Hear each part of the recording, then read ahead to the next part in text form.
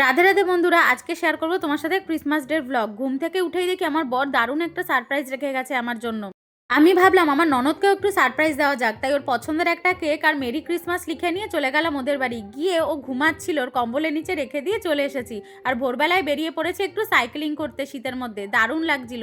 বাপের বাড়ি গিয়ে দেখি আমার বাবা ফুল তুলছে, গাছে কত লক্ষ্মী জবা ফুটেছে। এরপর বাইরে বেরিয়ে দেখি যে রাস্তার ধারে ধারে শুধু কেকের দোকান আর স্যান্টার টুপি ঝোলানো, কি মিষ্টি ছিল সকালটা। তারপর চলে গেলাম কচুরির দোকানে। শীতের সকালে কিন্তু গরম গরম কচুরি দারুণ লাগে।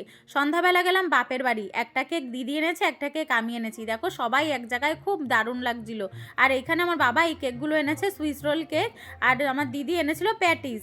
আর আমি একটু স্যান্টা টুপি পরে পোজ দিয়ে দেখছিলাম। এরপর দিদি ওর আনা কেকটা কেটে নিল, আর আমি আমার আনা কেকটা কেটে নিচ্ছিলাম। তোমরা কিন্তু অবশ্যই জানাবে যে তোমাদের ক্রিসমাস ডের দিনটা কেমন গেল। আর আমার ভিডিওটা ভালো লেগে থাকলে লাইক কমেন্ট শেয়ার করো আর সাবস্ক্রাইব করে দিও।